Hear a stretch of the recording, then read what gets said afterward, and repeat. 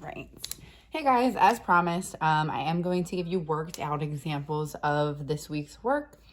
I kind of set up like a dot cam to make it as normal as possible, just like we would in the classroom. That being said, what I want you to do is take out any notes that you had. If you did this on scratch paper, that would be helpful. I'm just gonna kind of walk you through these problems and help you out as best as I can before you take the online quiz on Friday. Hopefully this helps. I know a lot of you have communicated that you're a little bit confused, and I am here to alleviate that. So I'm gonna start with Monday's work, and we had 4 examples of just drawing molecular structures. So the first one that I asked you to draw was water, H2O. So what I did was I laid out each step that I gave you in that exemplar, and I'm gonna just kind of chug it out. So with a water molecule, we know we have oxygen, we know we have hydrogen. I need to find out which element needs the most electrons. So if I look at my best friend, and as you guys can see, it's laminated. This is actually from high school. So I told you it was your best friend at the beginning of the year. I was not lying. So oxygen, he needs 2 electrons, and hydrogen's over here needing 1. That means when I set it up, the one that needs the most is going right in the middle. So I'm gonna put oxygen right in the middle and set up my hydrogens on the opposite side of my oxygen. Next, I'm going to draw my Lewis dot structures for each. And I know this has been a while, but we're gonna do it together. Oxygen, we know he has 6 valence electrons, so we always start at the top and we go around the world. There's 4, 5, and 6. And then for step 3, I asked you to kind of just connect the dots, and I apologize, let me do hydrogen. He only has 1, so I'm gonna put 1 here and 1 here. I'm gonna connect any dots that are lonely, for lack of a better word. Here's a lonely dot, and then I'm gonna connect this guy here. Now that looks really funky and weird. That's not how you draw a molecular structure. So I'm gonna rewrite it in step 3. So I'm gonna put that oxygen. I know I have 1 bond to hydrogen on this side and 1 bond to hydrogen on this side. And I could put in my paired electrons as well. So this is what the molecular structure of water would look like. I know I have 1 single bond to hydrogen and another single bond to hydrogen from that oxygen element. So in this molecule, I have 2 OH bonds. And the main goal of drawing these molecular structures is really just to give ourselves an idea of what bonds are present so that we can then see how much energy is within that molecule. All right, so for number 2, we had a fluoride molecule. So that means we just had 2 fluorines.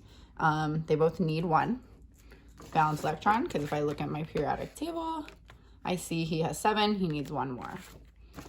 So he needs 1. Since there's only 2, there's really no center for these. And I'm going to, again, put the 7 valence electrons around that fluorine. So 1, 2, 3, 4, 5, 6, 7. I'm gonna do it this way on this guy, 5.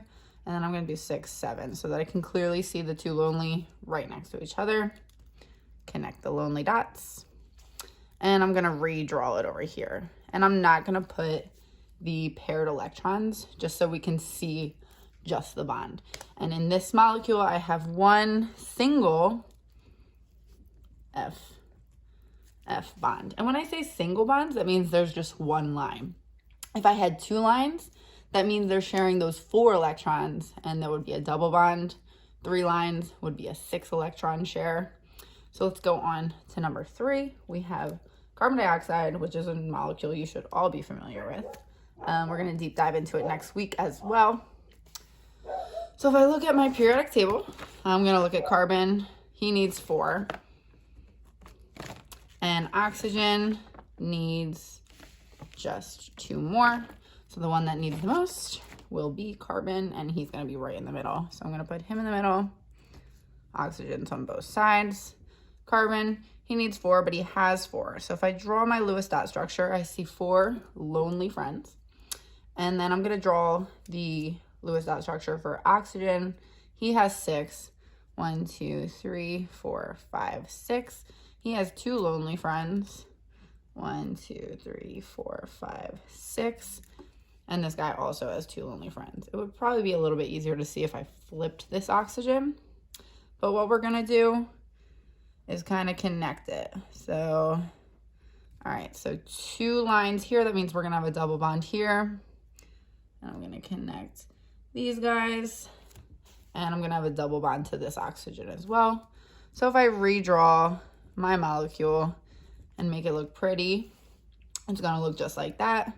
Again, you can put in your paired electrons. You don't have to. So if I look at this molecule, I can visually see that there is 2 CO double bonds. All right, hopefully it's making a little more sense because the last one is a little tricky. It was a stretch question. A lot of you did figure it out, so I'm super proud of you guys. Those that attempted it and tried, also very proud. Those that didn't even attempt it, please just attempt this stuff. You know I will always give you clarification. So I'm going to look at my NH4 molecule. Nitrogen, I'm going to look at my periodic table. He has 5, so he needs 6, 7, 8. He needs 3. And hydrogen, we know, needs 1. So we're going to stick nitrogen right in the middle. And we have 4 hydrogens according to this molecule. We're going to draw those around. All right, so I'm going to start by just drawing my hydrogens because I know there's only 1 electron around those. And my nitrogen, I'm going to draw 5. So I have 1, 2, 3, 4, 5. I'm going to start connecting these dots. And so I can't connect these dots because I know I can only have 8 valence electrons around at a single time if I want to follow that octet rule. So this one was tricky because what we have to do with this little friend is kind of remove him and make him become a cation. So once he's removed, we can connect these 2, but we will have a positive charge. So when I rewrite this guy, I'm going to draw out my bonds. And I'm just going to stick a positive charge. And if you guys remember, we always put brackets around our cations in those Lewis dot structures. I don't expect you to remember that, but if you did, great.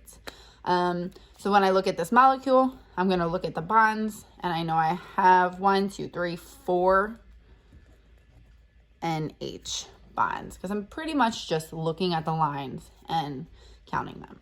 So that is an example of how I worked through Monday's work. We're going to go ahead and jump right into Tuesday's work because this was the main idea of it all. We are really, really diving into bond energy and bond strength. Basically, we're just going to look at all the bonds and we're going to calculate how strong are they? How much energy do I need to break these bonds? For numbers 1 and 2, I just kind of asked you to identify bonds. So if I'm looking, and I'm sorry, my dog is scratching at the door. Let me go let him in. All right, good boy. Sorry, guys. All right. I'm pretty much asked just to find how many single bonds. So I'm just looking for that 1 line for each of them. So I'm pretty much just going to count my lines. I have 1, 2, 3, 4, 5, 6, 7, 8, 9, 10, 11, 12, 13. I have 13 total single bonds. If I wanted to go even deeper, I could look at what the single bonds are. But for now, I'm just going to leave it as 13 single bonds. This next question wasn't to trick you. How many double bonds are present? Yes, I see 2 lines, but there's only 1 double bond. The 2 Si elements are double bonded to one another, and that's indicated by the 2 lines. So there is only 1 double bond here. Now for 3, 4, and 5, I think there was 5, yes. I did want you to calculate the energy, and that was using the PowerPoint that I provided for you guys, as well as this nifty little chart. Basically, what you have to do to navigate these problems is look at the bonds that are present, look at the chart, add it up. That is all you have to do for the energy of a molecule. So if I wanted to find the energy of this molecule, the first thing I would do is look at what bonds I have. I see I have one SCl bond, I have two SCl bonds. So here I have two SCl bonds, and in order to calculate the strength, I'm pretty much going to replace this bond with the number indicated in the chart. And if I look at my chart, SCl is 253 kilojoules per mole of energy, and I have two of those. So I'm just kind of going to plug in that number here, 253. Let me just double check that. Yeah. Okay. And then I'm going to take out my calculator. And if you guys don't have calculators at home like this, I would recommend downloading Calculator X onto your smartphones. It's the same thing and it works beautifully. I use it all the time. So 2 times 253. This molecule holds 506 kilojoules per mole of energy. And pretty much interpreting that means I need 506 kilojoules per every mole of this molecule in order to break those bonds. All right, next one looks a little intimidating. It's not, I promise. The first thing I'm going to do is just identify what bonds are present. I'm going to look at all the CH bonds. I have 1, 2, 3, 4, 5, 6, 7, 8, 9, 10. I have 10 CH bonds, but those are not the only bonds that are present. I also have these carbon-carbon single bonds. So if I look at this, I have 1, 2, 3 carbon-carbon single bonds. And I'm pretty much going to do the same thing that I did with the last problem and just plug in the values for these bonds. So I know that 10 CH bonds, so if I look here, is 413 kilojoules per mole. And I have 3 carbon-carbon bonds. Let me look at my chart again. 348 kilojoules per mole. I'm pretty much just going to add up those values. And let me rewrite them on this side. 10 times 413 would give me 4,130. 3 times 348 gives me 1,044. And to get the entirety of the energy within the molecule, I would just add up those two values. So let me take that number and add it to the first number. And I get 5,174 kilojoules per mole in this molecule. So we're going to navigate through the next one. And this is Wednesday, so let's focus on the top. First thing I have to do is just identify the bonds. I'm going to look at the carbon-fluorine bonds. I know I have 2 of those because there's 2 lines. So I have 2 carbon-fluorine bonds. And then I have 1 CO double bond. So I have 1 CO double bond. So I got to be careful when I look at this chart. I'm going to do the same thing. 2 of these CF bonds, 485 kilojoules per every mole. And then I have 1 of these carbon oxygen double bonds. If I look at this is all single bonds up here. I have to look at the multiple bonds down here, and I get it. It's hard to see on that computer. Zoom in if you can. If you can't and you calculate it with the wrong number, I will not hold it against you. I see that CO double bond is 799 kilojoules per mole. I'm going to rewrite it over here after I calculate. 2 times 485. I get 970. And let me just do this for you guys to stay organized. These are all the same thing. And then 1 times 799 just gives me 799. I have to add up these two values to get the entire energy of our molecule. So I'm going to take that. And I should get 1,769 kilojoules per mole. And that is exactly how you calculate the energy in a single molecule. On Wednesday, we do deep dive into calculating the energy in a reaction. So you need to know the energy of each molecule in that reaction, and then you need to do just a difference calculation, so subtraction, in order to find out the energy of that reaction, whether it was released or absorbed. For Wednesday, I did already work out the examples for you. They are in a PDF file on Thursday's work. So I'm not going to do all of them, but I think I am going to just do the very last one because it was a little bit challenging and I saw a lot of people have trouble with that. So let's go over that one together. Basically, what you're going to do to start is the same thing we did up here. You are just going to calculate the energy in each molecule. And it's already drawn out for you in Wednesday's examples, so you can just clearly identify everything. So if I look at this molecule, I see that there is 1, 2, 3, 4, 5, 6 CH bonds. And there is one single carbon-carbon bond. And I'm just going to kind of focus on the reactants first, and then I'll go over to the products. If I look at this molecule, I see that in a single molecule, that's one oxygen, it's just O2, there is only one oxygen double bond. But I have to look at the coefficients because I know that there's 7 moles present of that, and I got to multiply it. So I'm actually going to multiply this number by this one. I have 7 times 1. I actually have 7 oxygen double bonds. And that's where I think a lot of us got tricked. We forgot about the coefficients, but that's okay. If I just calculate this molecule, I'm going to redo everything but plug in the numbers. CH bond is 413. And then I'm going to add this. Carbon-carbon bond is 348 kilojoules. When I plug that into my calculator, I get 6 times 413 plus 1 times 348. And I should get, for this molecule, 2,826 kilojoules per mole. But now, since I'm working with reactions, I need to add everything together because I'm interested in how much energy was either formed or absorbed, rather, or released in this chemical reaction. So here's just the one reactant molecule. So I'm going to add it with the energy in that oxygen molecule. So if I have 7, and then I look at my chart, let me just make sure okay, everything is still in range. So I have 7 double bonded oxygens. That's 495. I should get 7 times 495, 3,465. And then the total energy of all my reactants would just be these two numbers added together. So let me add those up.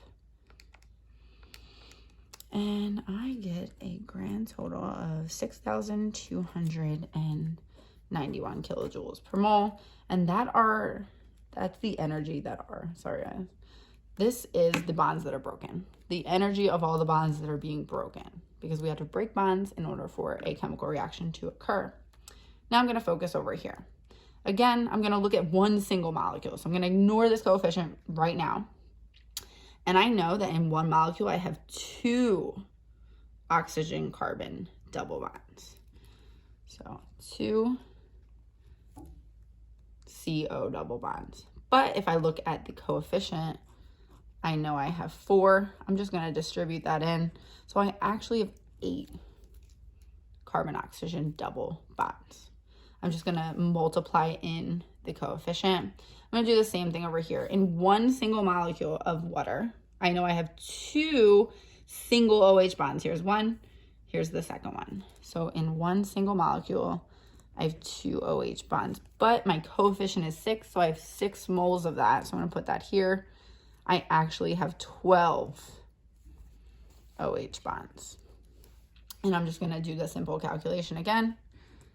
For this molecule, it's going to be 8 times my double bonded carbon oxygen bond, which is 799. And I'm going to add that to my 12 OHs, which is, where's OH? Oh, okay, 400, I think 63, good. I'm going to add these two up. So 8 times 799 plus 12 times 463. I should get 11,948 kilojoules. And these are the energy of the bonds that are formed. So bonds broken, bonds formed. What I do is I take both of these numbers. So I'm going to take this, bring it down here. 11,948. And I'm just going to subtract these.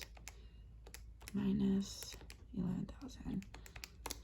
And a total of 5,657 kilojoules per mole of energy was released, indicated by my negative value. So it does get tricky, it does get tedious, but if you stay organized, everything kind of works itself out. I know this looks like a lot, but if you just kind of follow each step that I've taken, it shouldn't be too challenging. So that's all the work up until Wednesday. I'm going to go over Thursday's work, and then Friday is your quiz, and I expect a really good turnout after making this video. You all are going to do fantastic.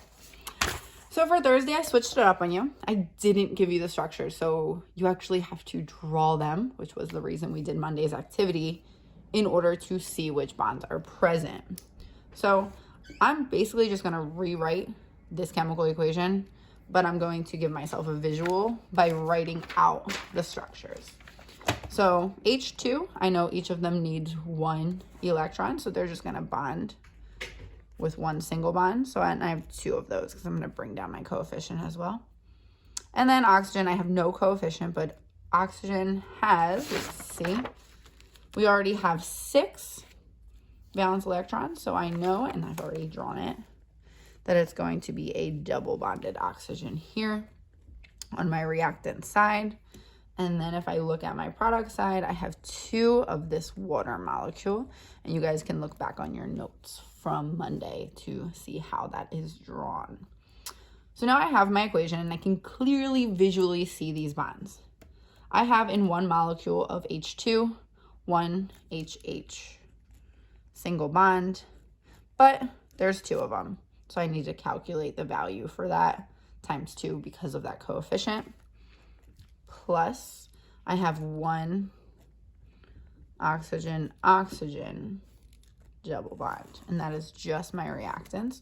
So if I just plug in the values from my chart, I have 2, and then hydrogen has an energy value of 436, plus my oxygen molecule to get the total energy of my reactants. Why can I never find this one? Okay, cool. So 495. So I have 1 times 495. That gives me a total of 2 times 436 plus 495. 1,367 kilojoules per mole in my reactants. Over here, I know in 1 molecule I have 1, 2 OH single bonds, but there's 2 of them. Distribute that 2. I actually have 4 OH bonds. Looking at my chart, OH bonds have an energy of 463. Let's calculate that really quickly. And I'm sorry if this is tilted. I always write on a tilt. Tried my best. 4 times 463. So I have 1,852. I'm going to take my reactants, I'm going to subtract my products, and that will give me the energy of that reaction. Who is coming down? Hi, Blaze. Taking this number and this number, subtracting it, plugging it in, 1367, and he's scratching at the door now. Sorry, guys. He's a little baby. You hear him crying? Kilojoules per mole. Give me a second, Blaze. And that is my final answer for the energy released from that reaction. I had this much energy when the reaction started, and I released a decent amount into the universe. Take the difference, and voila, that's your answer. For number 2, I went ahead. I already drew the structures because I'm used to doing that. So take a moment. I did the same thing here. Cl2 is kind of the same thing as hydrogen. There's only going to be 1 single bond between those. And HCl is 1 single bond. Sorry, I'm going to let them.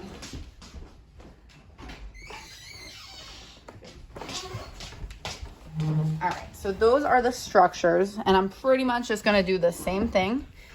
I'm going to look at this. In 1 molecule, I have 1 HH bond, plus in 1 molecule of chlorine, I have 1 Cl-Cl bond. And let's just focus on the reactants now. If I look at my chart, 1 times, I get 436 for this bond, plus 1 times my 2 chlorines, which is 242.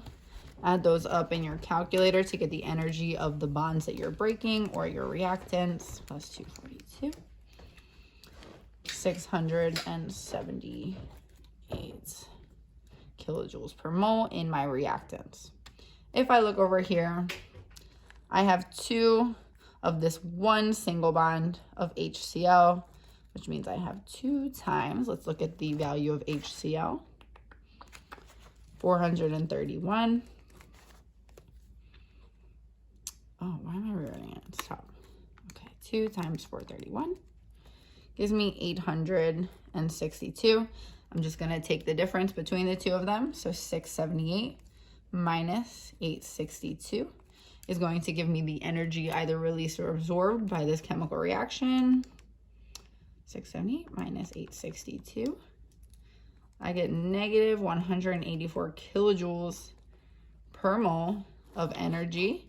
And that would be released again because of that negative value. All right, we got one more.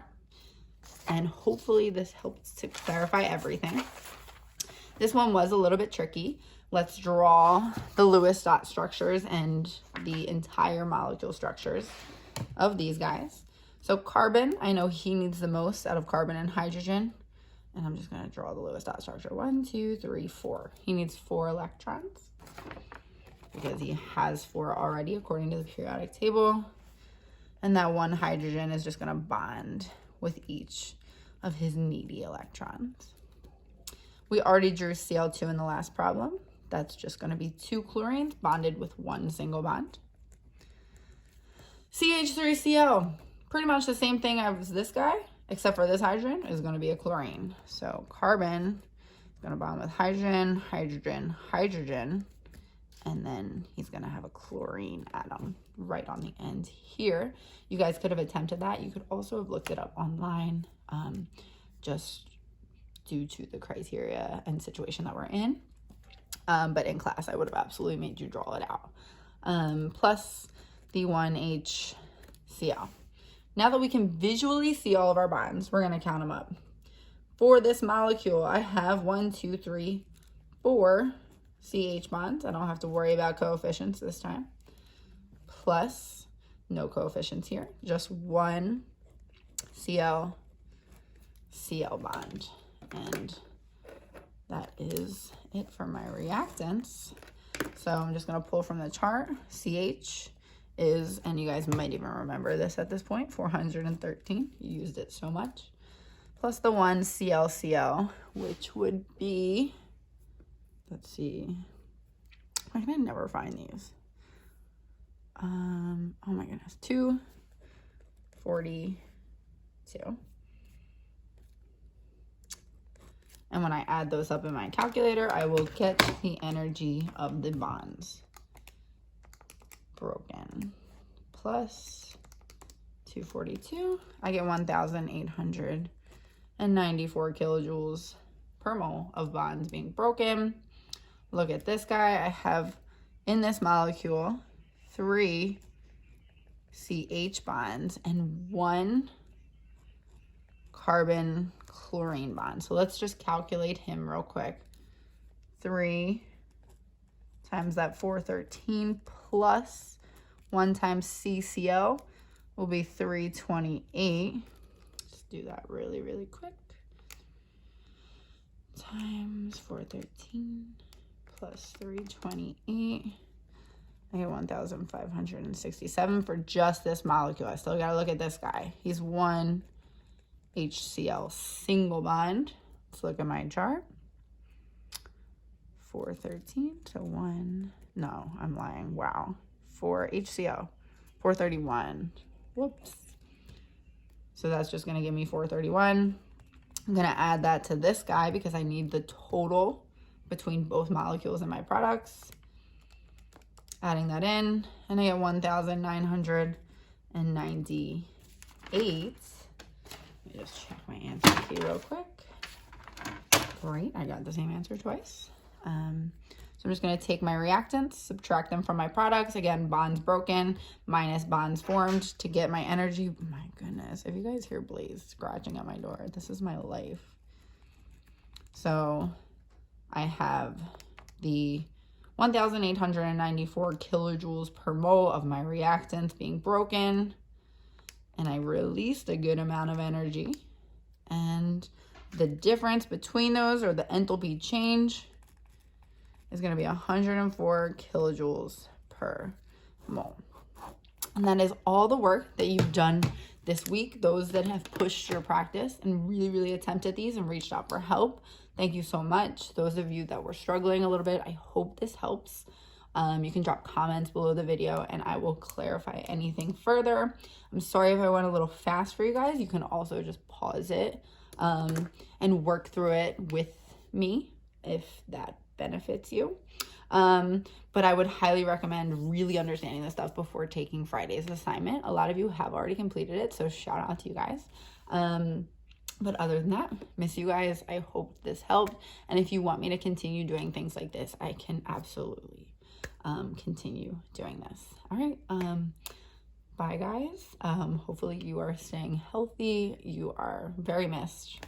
And I will definitely be in touch. See you guys.